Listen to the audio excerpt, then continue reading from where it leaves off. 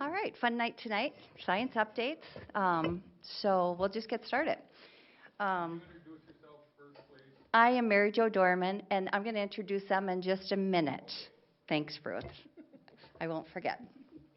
Yes, okay.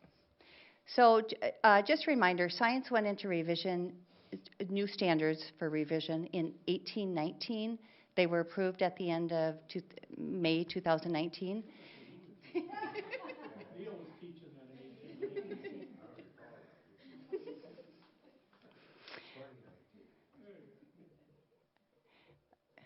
Yeah, okay.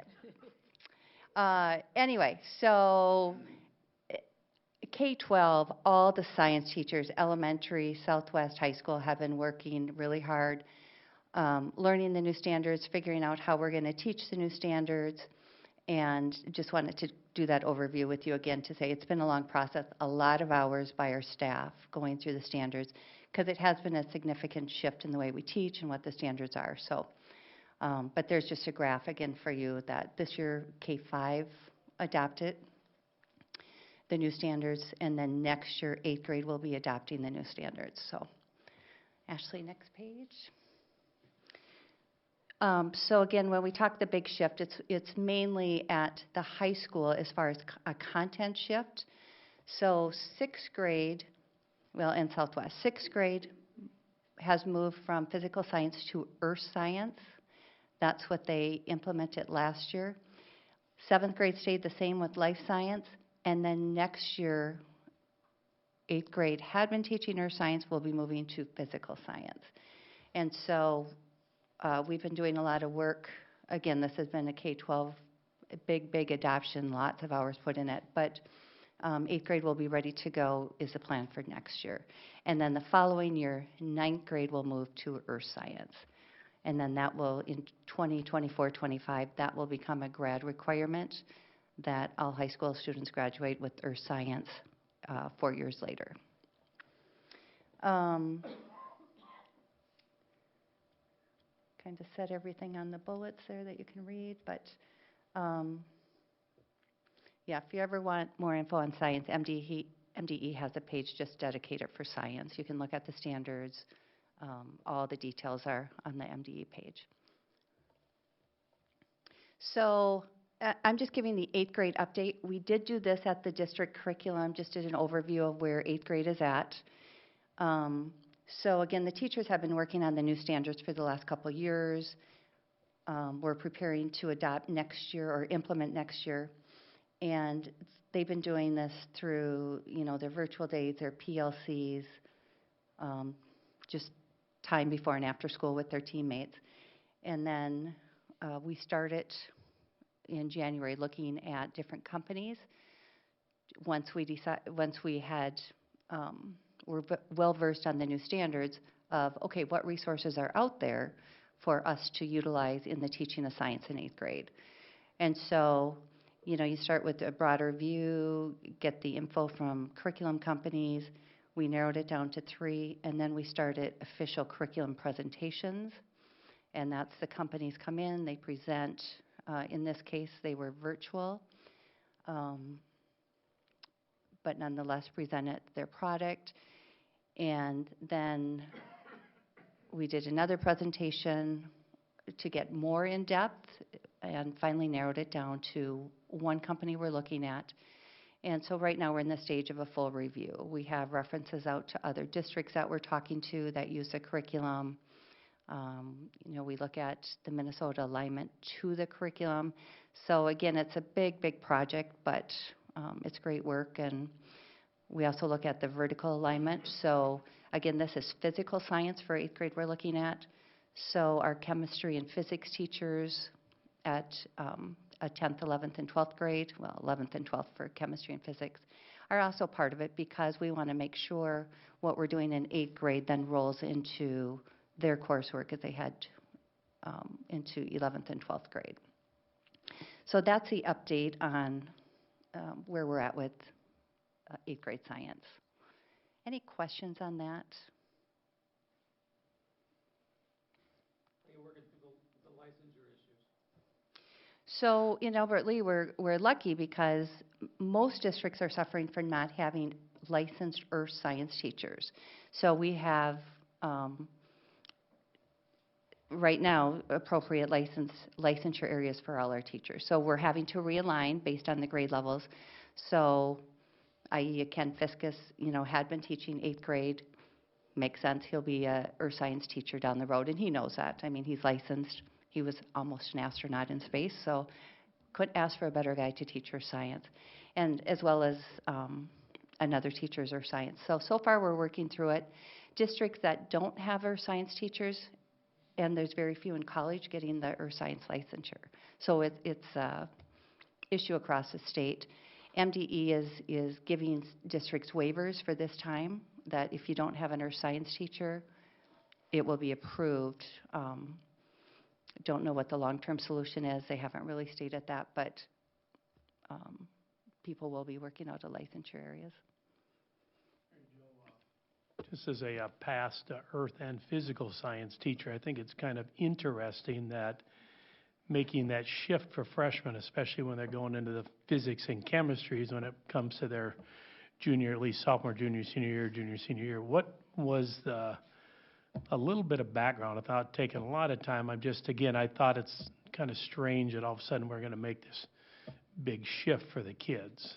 The shift came out of the state push from, I think at a national level, that earth science was pretty bare of students leaving high school. So the whole earth systems, it's just, you maybe have it in middle school, but you truly didn't have it at a high school level. So it's saying that's an important part of what we should be teaching kids about the universe, earth systems, et cetera. So that's what I know, Dave. If there's more to it, I'm not sure, but.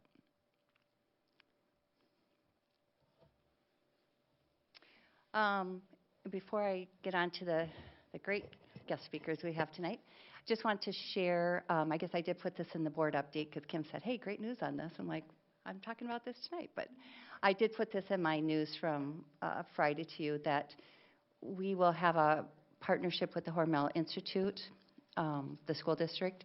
And so in working with them, we were going to start next year, and I'll talk about that in a second. But they said, would you be interested in 7th grade this year, coming over and doing a flipped science fair, basically?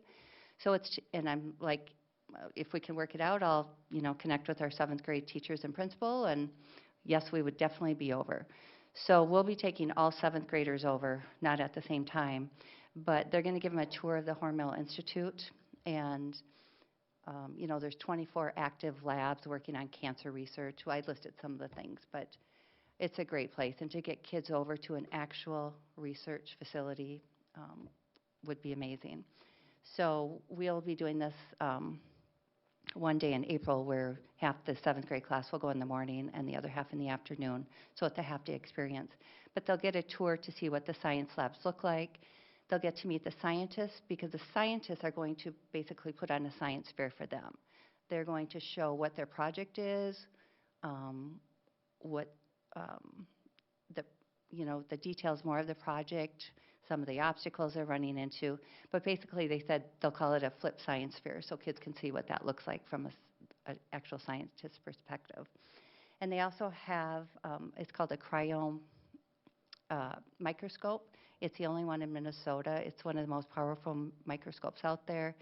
They said they have scientists from Sweden coming over or Switzerland to use it. So pretty cool that we can send kids from Albert Lee over to see this microscope that's supposed to be magnificent. So for next year, the planning is we'd like to get more K-12 involved, whether that's job shadowing, internships, site visits from our younger students, scientists coming into the schools. They said they'll put more, give us more support in Albert Lee to do that. So just wanted to share that because that was pretty exciting for us. But on to the next science update is from elementary. So they've been adopting this year and asked some teachers to come. And so a couple were able to make it. And this is Joan Boyenga, who teaches 1st grade at Hawthorne, and Stacy Wangan, who's a 3rd grade teacher at Hawthorne. A couple teachers who couldn't make it did share just a little bit of info, so I'm just going to show you what was shared, and then I'm going to turn it over to Joan and Stacy to go into much more detail. But this is from Beth Nelson, a Lakeview kindergarten teacher, and you can read her comments there. But I think the coolest thing is to see the students' journals and the graphing and the understanding of the process of what they're doing. So she shared that example, and I thought, that's pretty cool. This is coming from kindergarten, so just wanted you to see that. But now I'm going to let you get some first grade updates from Joan. Okay. First, thank you for having me share about Amplify Science. I also want to say thank you for the virtual day that we get once a month. This has been very helpful because it has given teachers time to plan and implement science and other subjects. So thank you for that. Onto my slide. Teaching science this year has been fun using Amplify. Students are more engaged with their learning while I facilitate their discussions. Students are given the role of being an aquarium scientist to solve the phenomenon of how do plants and animals survive. They read, we observe, we watch videos, we make models and discuss what they have learned using vocabulary such as structures, offspring, camouflage, and predators. First graders at the end of this whole unit chose an animal or a plant that they wanted to exhibit and make a model of and present it. Specifically, they examined the defenses the animals or plant uses to help them survive. They presented to adults and peers. It was amazing hearing 6- and 7-year-olds talk about their models and show what they have learned by taking on the role of an aquarium scientist and examining that phenomenon. Amplify allows students the opportunity to solve real-world problems through their own initiative. Next, my students have stated they can't wait to be engineers and make different parts of a surface brighter or darker. So right now, we are becoming engineers and understanding what engineers are. I did bring examples of their last project that they did. It has in there the workbooks we fill out and some of the things that they presented to adults and first graders. So if you want to take a quick peek. We're not going to do any projects, are we? No, but I might invite you in so they can show all this wonderful stuff. I have never seen 6- and 7-year-olds so engaged and just excited about science and using the terminology and understanding what that actually means. So, want to play a couple videos?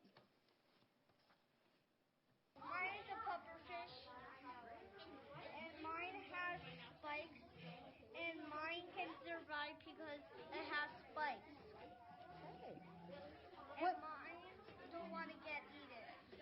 Yeah, what kind of predator would want to eat a pufferfish? A snake. A snake in the water. Sure. Do pufferfish have offspring? No, yes.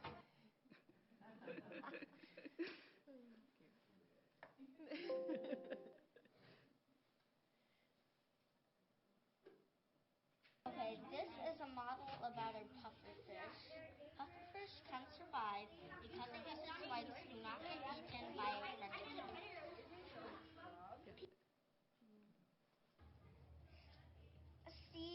My name's Max, and sea turtles can survive because it uses a shell to not be broken into pieces by predators.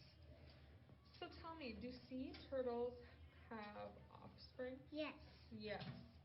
Do they need their parents to survive? No. No. What do they do?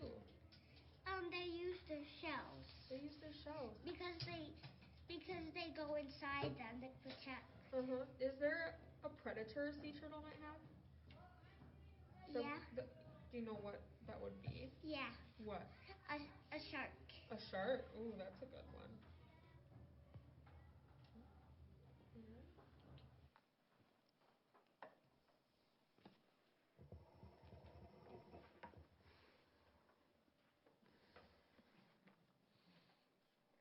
Okay, this is.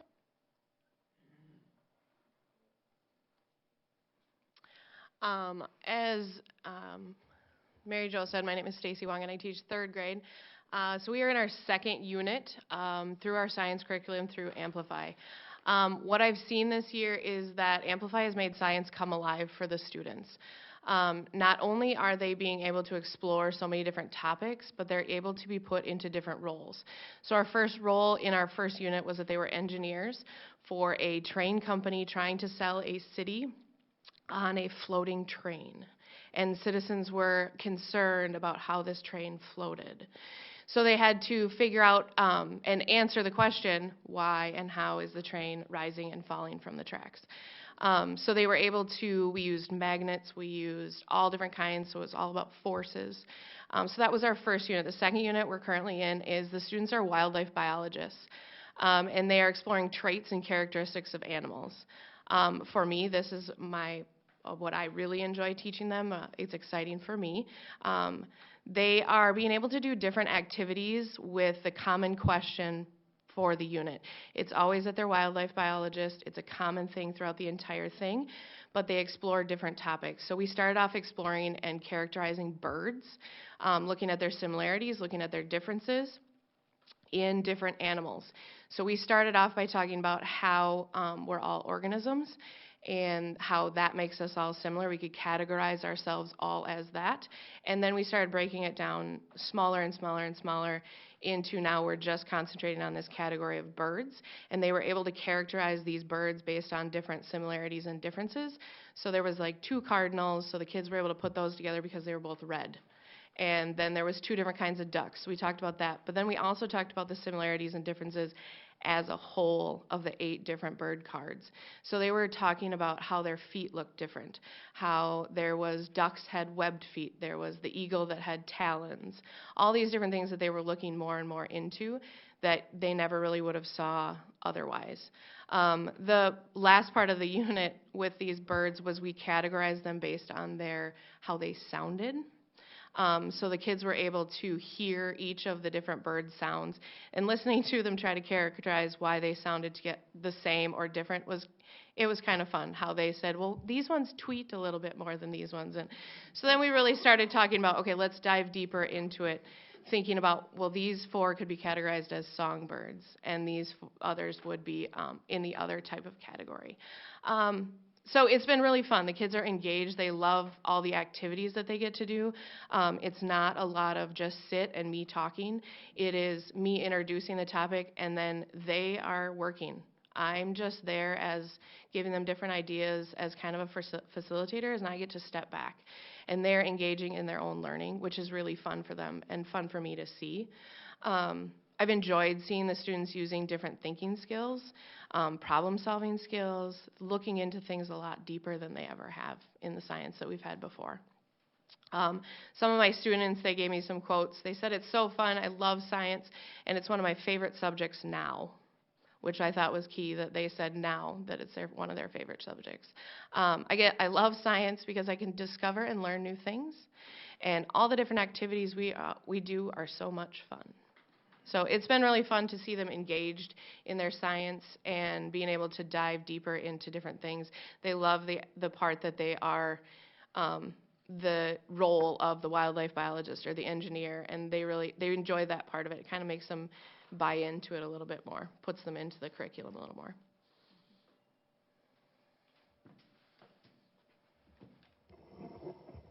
And the last one is a 5th grade sample from Natalie Peak. She wasn't able to be here tonight, but this lesson they were working on, I think she sent a couple different ones, but one of the ones I got to observe was they were trying to figure out the phenomenon of blackouts. Why what was going on in the city that was causing blackouts.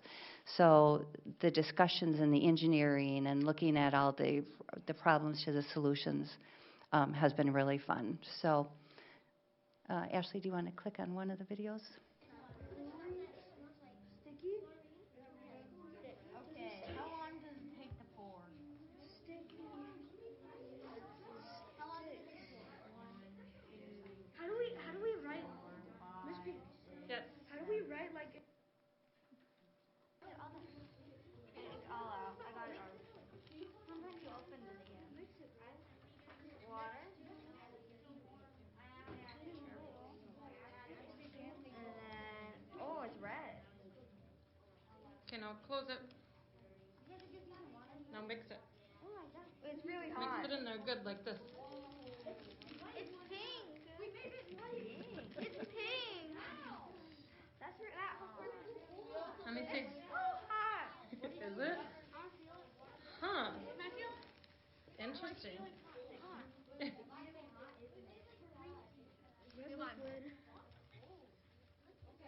It only turned. I think it's sugar and water. I'm saying. I'll say it's so cold. It's cold? Yeah. It is cold. Theirs is hot. I'll say fizzy and cold.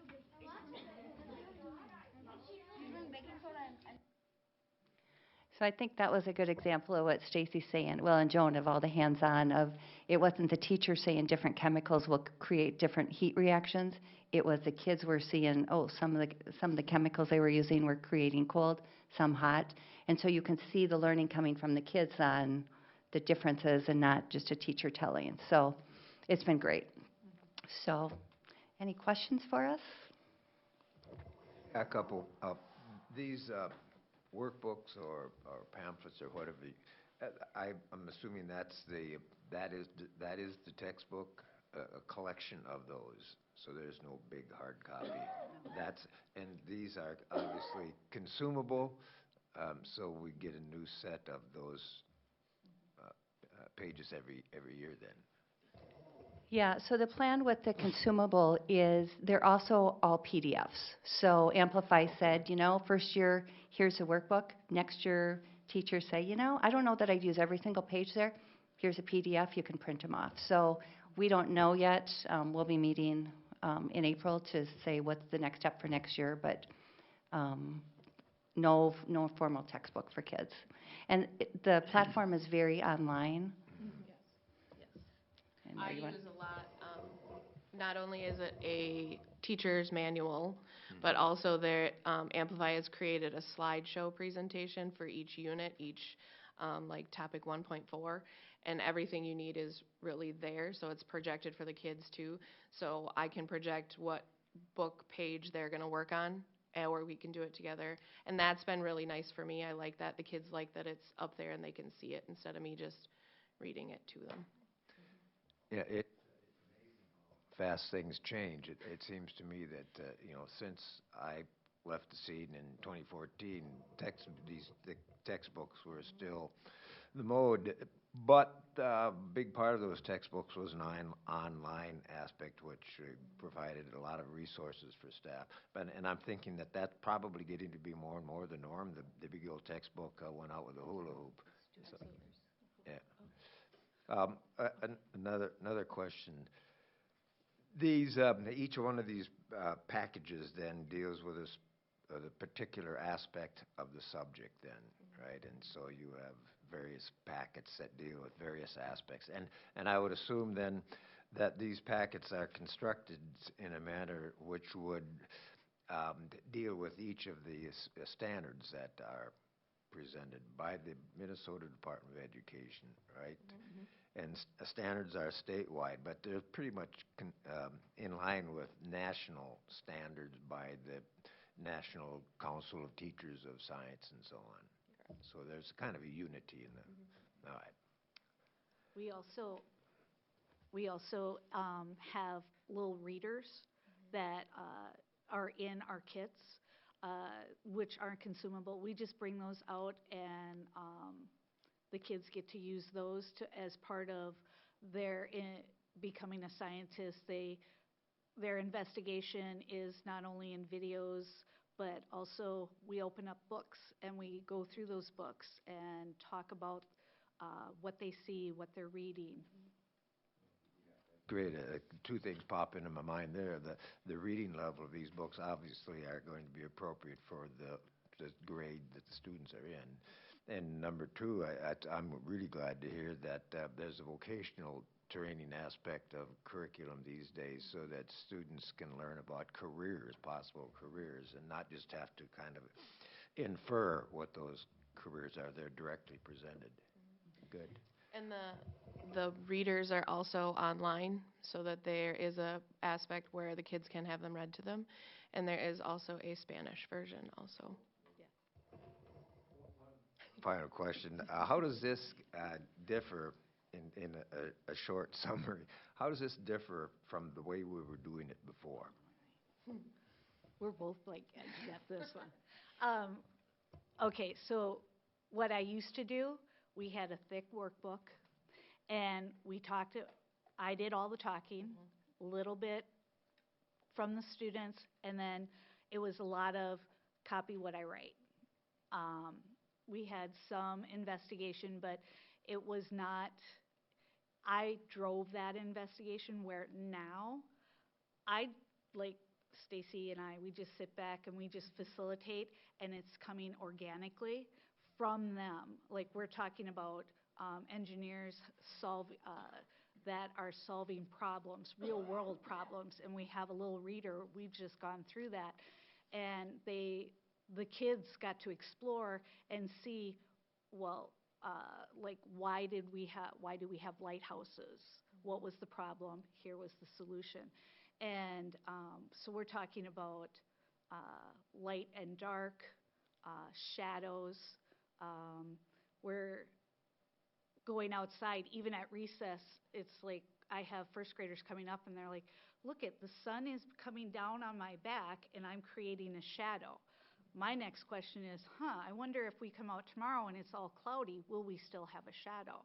I mean, it's like, just things are happening very organically. And the kids are, I say, okay, it's time, pick up, clean up, we're going into science. And they're like, yes.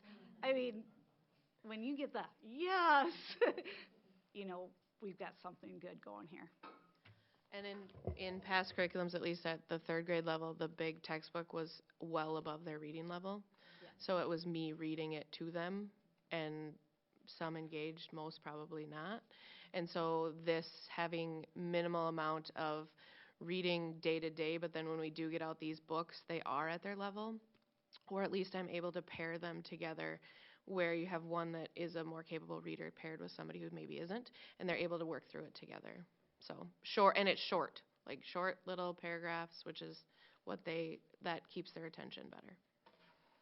Yep, for what it's worth, my read on the old way of doing things was that everything that was in those thick textbooks was essential to an understanding of the subject, and so nothing got left out. Mm-hmm. The danger of having students discover things for themselves is, how do they know what to discover? And I think the genius of these current presentations, is that the authors of this curriculum knows what it is essential for those students to know in all of the various fields. And so they sort of take them by the hand and lead them into those areas without actually telling them, this is what you're learning now. Right, absolutely. Okay. And the curriculum was written out of the University of California out of Berkeley, so pretty high level. Do you see Which that is, opening go ahead. in, though, once we get back to the science fairs and that you're going to have more excitement to start, I want to do this project, or I want to see how this works? I think so. With the engagement of where the kids are going and the excitement behind what we're doing, I would feel like we could get a lot more kids involved in that. And this would give them opportunities to have examples of ideas. I think that's part of it, is some of the kids have trouble getting the ideas, but with everything that we're doing, I think they would be able to come up with those ideas a little bit easier. And knowing that doesn't have to be a huge elaborate thing either. It could be something simple. I like the idea of the kids role-playing because it empowers them, and they can envision themselves in these roles, and the problem-solving and the discovery pieces are so exciting. Do you see any benefits to this type of student-driven learning as far as translating into the e-learning process? I'm hearing from parents that they would like to see more learning happening on e-learning days, not particularly science, but just in general. Is it kind of lending itself more toward student-driven learning at home on the days that they're not in school?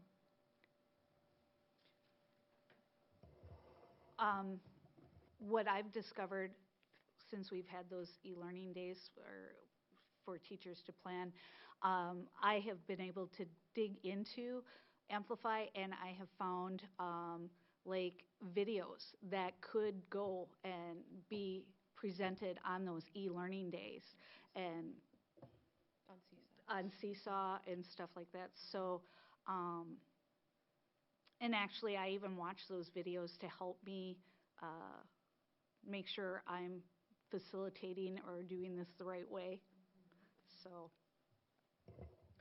I think in hopes that yes, it would. I mean, that would be our hope, that as kids become problem solvers and different kinds of thinkers, that it would lead to them being able to have different things that they could do on those e-learning days. Mm-hmm. Yeah. One thing that I noticed was, whoa, that was loud. I noticed that there's a lot of overlap with like reading and writing and math, and I love that because they don't even know they're doing it, right? So it's really cool, and so I think any curriculum that does that is just a win for those other subjects as well. So it's really cool. You took the words out of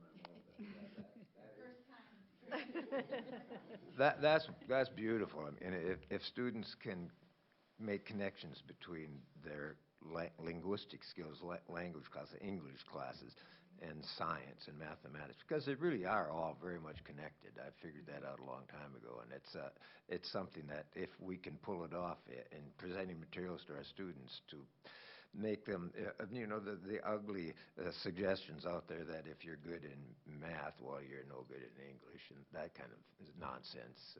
Right, good. So, Stacy and Joan, you guys are into this and you love this, so you can just tell it by your presentation. How much for our, average classroom teacher who has not taught this before? I mean, when you're talking about, okay, well, before we had text, we would read to the kids, they would write things down. Yep, pretty plain Jane. Doesn't sound like it needs a lot of preparation time. How is the transition to this as far as preparing units and preparing your science experiments, and how's that going? Well, you say you're both from Hawthorne, but in general in Hawthorne, how's that going building wide?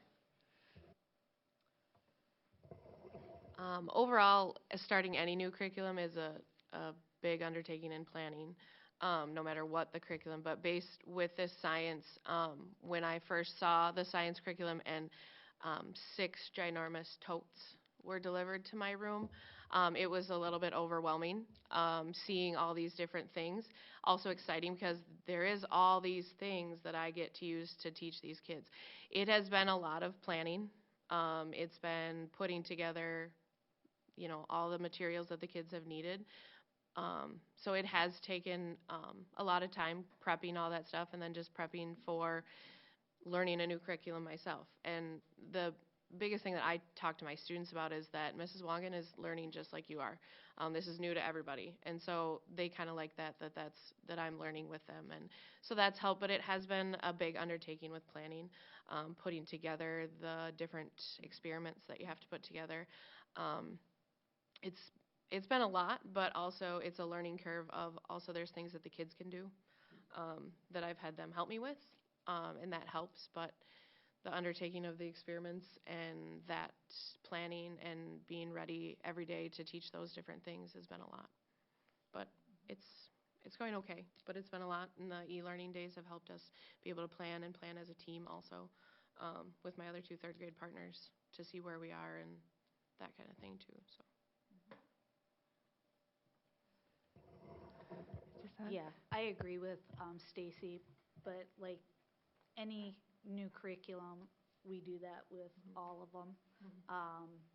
In that first year, it's like the unknown, but I think next year it's like it'll get a little bit easier, a little bit faster. I know what's coming. I can plan, look in my manual.